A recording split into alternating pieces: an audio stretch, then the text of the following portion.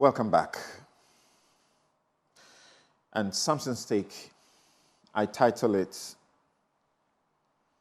"It Can't Be Business as Usual." It cannot be business as usual, and it must not. Chapter 1, Article 1, Clause 1 of the 1992 Constitution of Ghana. The Constitution is the supreme law of Ghana. What it says about anything, about anybody, is final. It says, quote, "The sovereignty of Ghana." Sovereignty is the ultimate power of the state, beyond which there's no more power. The final power of the state. It says the sovereignty of Ghana. So the ultimate final power, authority of the state called Ghana resides in not Akufo-Addo, not Bagbin, not Gertrude Araba Isaba Tokono, not Akufo-Dampare, not your army commanders, not your party chairman, not your presidential candidates. The ultimate final power of Ghana resides not in any of these, not in the executive, not in parliament, not in the judiciary, but it says in the people of Ghana. That is you. So if all these institutions have any power, if all these persons have any power, read your constitution. It says they are exercising that power on your behalf because you give that power to them. You donate it to them. So it says the sovereignty of Ghana resides in the people of Ghana. At another point, it says it springs from the people,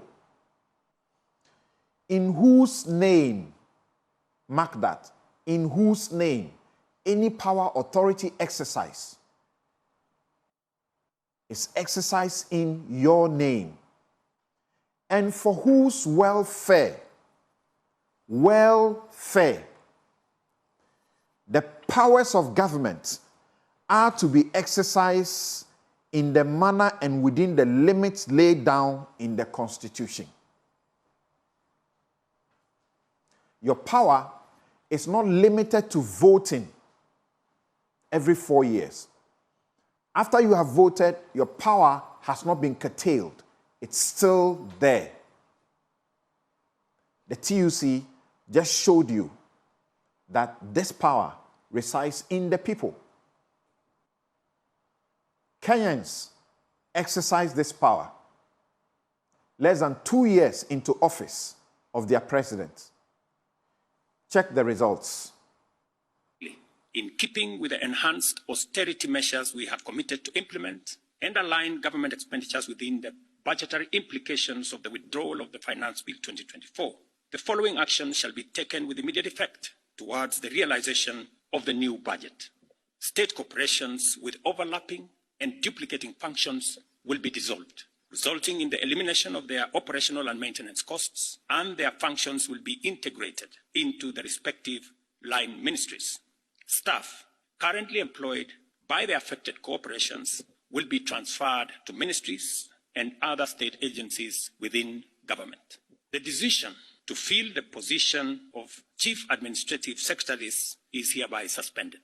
The number of advisors in government shall be reduced by 50% within the public service with immediate effect. Budget lines providing for the operations of the office of the First Lady, the spouse of the Deputy President, and the Prime Cabinet Secretary will be removed. Similarly, the budget provisions for confidential budgets in various executive offices, including my own office, have been removed, and the budget for renovations across government reduced by 50%. Henceforth, public servants who attain the retirement age of 60 shall be required to immediately proceed on retirement with no extensions to their tenure of service whatsoever. The purchase of new motor vehicles by the government is suspended for 12 months, except for security agencies, while a new policy on transport for public officers will be developed. All non-essential travel by state and public officers is hereby suspended.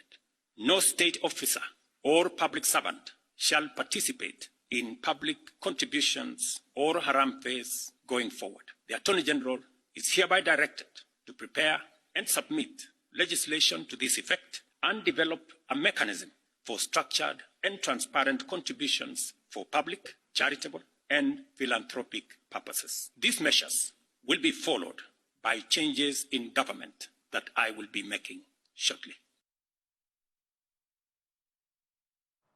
And in fact, those changes have been made and they are being made. His entire cabinet has been collapsed.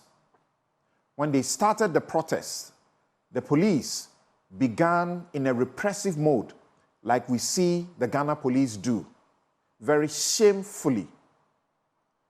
Almost all demonstrations in this country, the police has problems with them. It tells you the problem is not with the people exercising their constitutional right, but the police. Like almost 90–80%, they are always fighting the demonstrators, exercising their rights. So, you have the power. Just exercise it. 47 state corporations with overlapping and duplicative functions dissolved in Kenya. The number of advisors in government to the government reduced by 50%. Ministers are resigning in this bloated government, and they are being replaced at a time when your financial muscle has been completely wiped off. If you manage to keep 100,000 in your bank, that 100,000 now equals to less than half of the value of that money. And yet the government continues to act insensitively. The president is not listening, and you are pretending to be powerless, that the president is not listening, so you can't do anything. No, you have the power in the Constitution. And that will be my take. We'll be right back with my guests.